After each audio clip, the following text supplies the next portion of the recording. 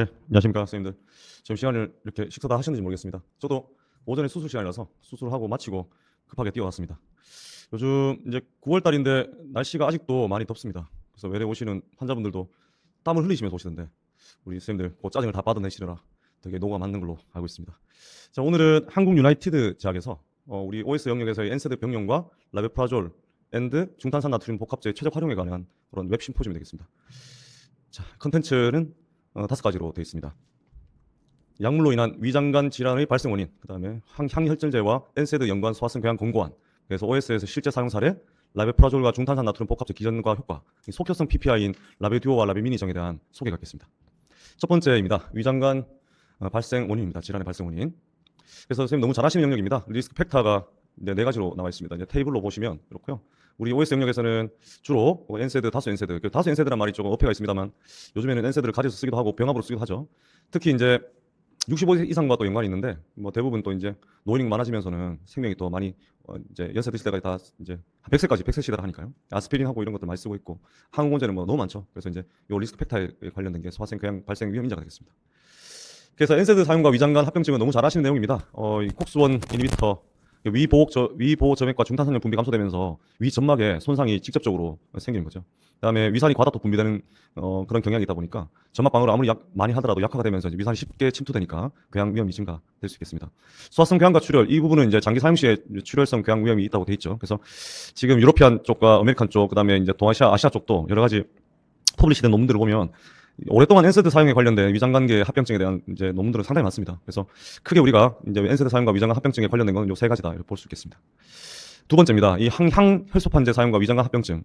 결국은 OS 외래 영역이나 병원에서 이제 뭐 환자분들이 장기간 이제 피호 처방 받을 때 우리 쪽 약만 쓰면 좋겠지만 안 그렇죠. 아까도 말씀드렸지만 올드에이지인데다가 카디오바스큘라 리스크를 갖고 있는 환자분들이 아스피린하고 이제 뭐 항혈전제 많이 드시고 있잖아요. 그래서 이제 대표적으로 아스피린 같은 경우에도 마찬가지로 콕스1 패스웨이를 이니비트 시키기 때문에 점막 보호 기능을 저하시키고 혈소판의 기능을 억제하고 점막 손상 시의 출혈 경향도 많이 만들게 되겠습니다. 그래서 이러한 위장관 합병증 예방을 위해서는 어떻게 해야 될까? 그래서 뭐 모든 환자분들한테 엔세드 처방하실 때 굉장히 고민이 많이 되시고 실제로 이제 필드에서도 좀 좋은 약이 없냐, 새로 나온 약이 없냐 이렇게 많이 고민하시고 여쭤보시는 걸로 알고 있습니다. 그래서 이 이제 어떤 그 궤양 자체 내지는 소화기관 합병증을 예방하기 위해서는 어떻게 해야 될까를 알기 위해서는 이제 해외 가이던스를 한번 참고해 보는 것도 도움이 되겠습니다. 그래서 항혈전제와 엔세드 연관 소화성 궤양 예방 공관이라 해서 다음 보시다시피 주로 유로피안 쪽하고요. 그다음에 이제 북미 쪽하고 동아시아 쪽도 마찬가지인데 이렇게 여러 가지 논문들이 2017년부터 2022년까지 다양하게 있습니다. 먼저 2017년에 가이드라인으로 발표된 유로피안 쪽에 있는 가이드라인입니다. 그래서 이제 유럽 신장학회죠. ESC에서 유럽 흉부외과학회하고 공동으로 발표했고요.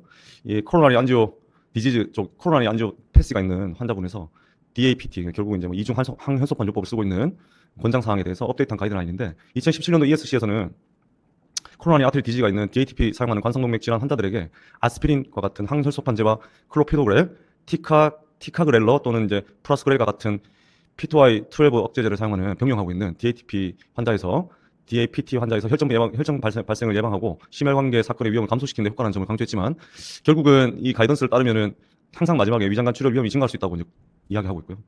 그래서 앞서 슬라이드 봤을 때 이제 원그룹의 B 섹터에서는 항상 PPI를 컨비네이션해라 이렇게 되어 있습니다. 그래서 이를 통해서 항혈소판 요법의 이점을 유지하면서 이중 항혈소판 제제죠. 출혈과 같은 위장관계 출혈과 같은 부작용을 최소화할 수 있다 이렇게 가이던스를 주고 있습니다.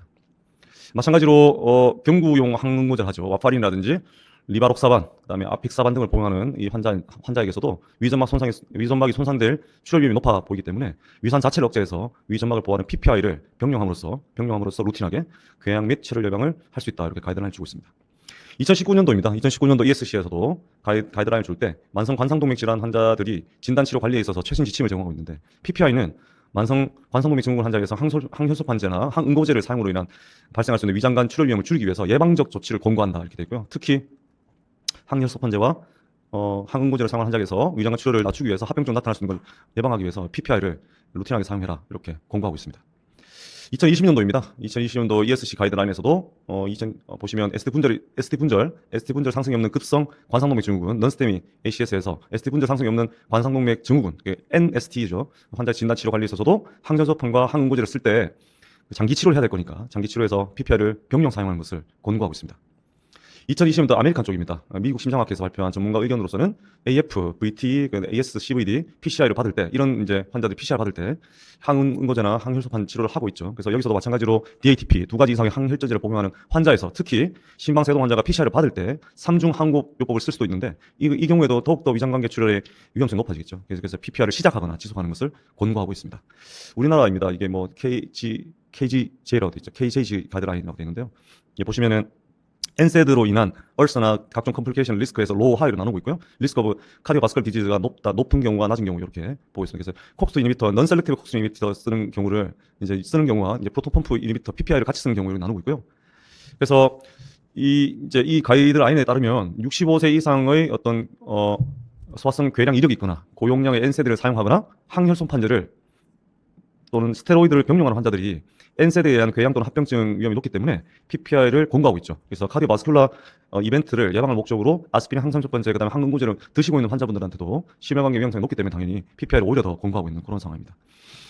그래서 이러한 가이드라인에 따라서 실제적으로 이제 누적되어 있는 어떤 데이터들을 보면은 이제 실제 PPI 병용 처방이 현재는 이 GI에서 늘어나는 것도 있지만 정형외과라든지 NS라든지 순환기내과까지도 또 신경과까지도 굉장히 급속도로 늘어나는 커브 자체가 이제 오히려 GI보다 탁과에서 처방이 증가하고 있는 것을 볼 수 있습니다.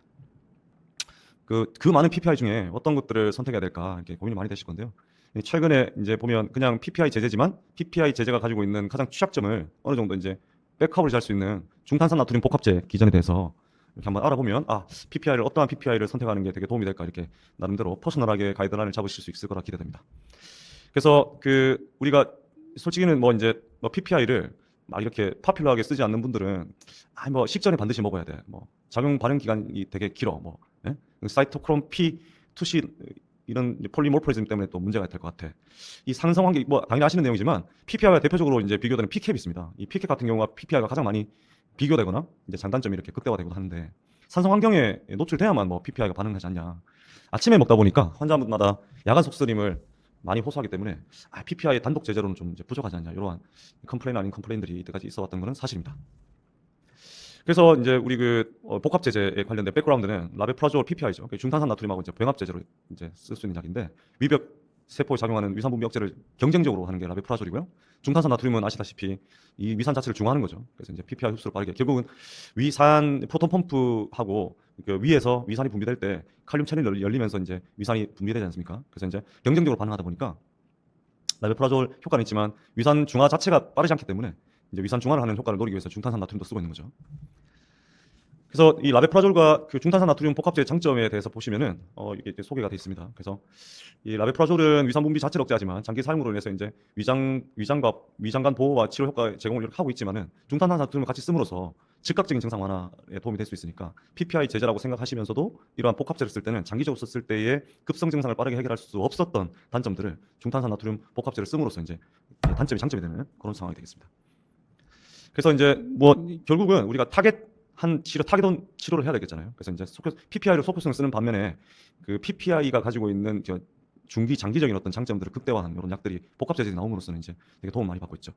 그래서 우리 유나이티드 제약에서는 대표적으로 라베 미니와 라베 듀오가 있습니다. 그래서 적응증 아래와 같이 이렇게 되겠습니다. 그래서 제 같은 경우에는 되게 하이리스크 환자들 카디오바스큘라 쪽에 하이리스크 혹은 이제 뉴로바스큘라 쪽으로도 이제 리스크가 큰 환자분들이 뭐 간단한 오피든 큰 오피든 받게 뭐 바이폴라나 토탈 이런 오피를 받고 난 다음에도 여러 약제를 쓰다 보니까 실제로 외래 팔로우를 할 때 라베미니로 시작합니다만 이제 약의 개수가 너무 많다 보니까 하루에 한 번 먹을 수 있는 라베 듀오로 컨버전하는 게 한 2달에서 3달 사이에 컨버전하고 있고요.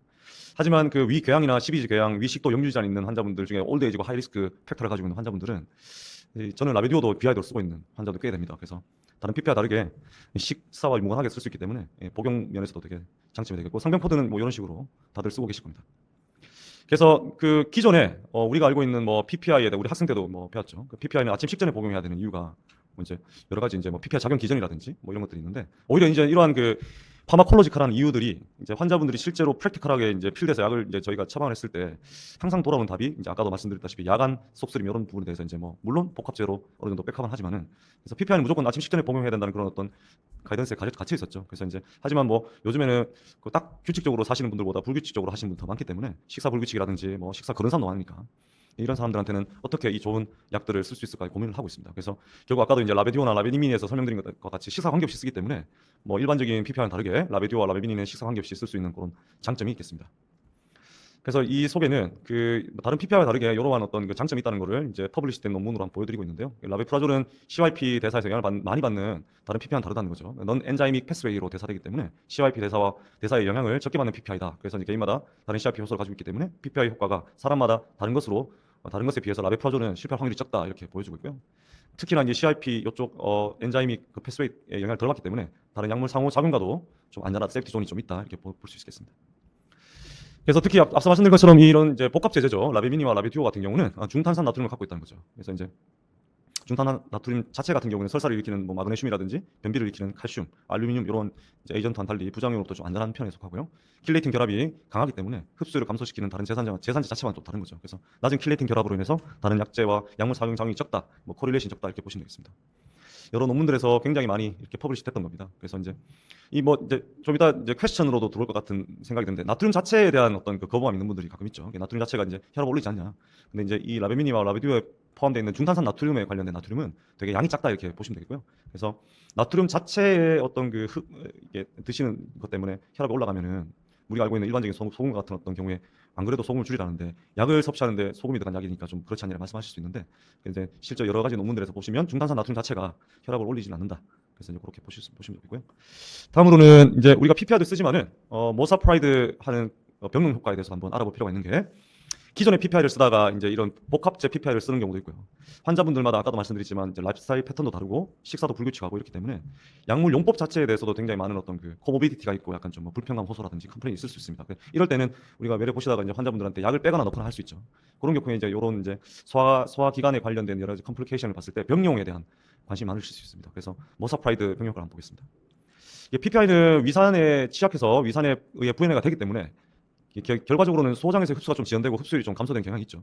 하지만 모사프라이드라는 오늘 이러한 약들은 같이 병용하게 됐을 때 모사프라이드가 PPI 위배출을 빠르게 시키기 때문에 조금 이제 소위 말하면 PPI 효과를 빠르게 팍 발현시키고 난 다음에 빨리 탁 소화시키니까 발휘에 도움을 줄 수 있는 거죠. 그래서 같이 쓰는 병용 효과에 대한 어떤 그 연구 논문들도 되게 많죠. 그래서 이제 2021년도 퍼블리시된 논문을 보시면 PPI 단독 복용에 비해서 PPI와 모사프라이드 병용물에서 GERD 증상이 더 크게 감소됐다. 우리가 뭐 GERD 하면은 소화기내과 선생님들이 너무나 잘 알고 있는 거고 우리가 또 엔세드를 쓰고 많이 쓰고 있는 우리 OSNS 입장에서 봤을 때는 뭐 약만 먹으면 소리 쓰기다 이런 말씀 많이 하시잖아요. 그래서 이제 모사프라이드 썼을 때 유의미하게 이런 식으로 이제 증상이 더 크게 감소됐다는 보고가 있고요.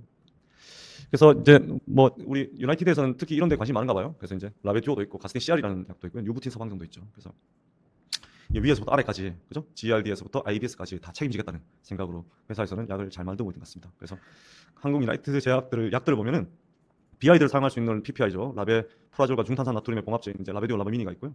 퓨디오법으로는 이제 모사프라이드인 이제 가스틴 CR이 있겠고 과민성 대장 증후군까지 있는 분들 아니면 이제 소화 불량으로 인해서 이제 변배출이 잘 안 되는 분들한테서는 유부틴 서방전까지 여러 가지 이렇게 굉장히 넓게 컨트롤하는 약들을 가지고 있습니다. 그래서 병용 가능 약들이 많으니까 병용 효과를 한번 보시고 다양한 소화기 개량 신약을 한번 관심 있게 보시면 좋겠습니다.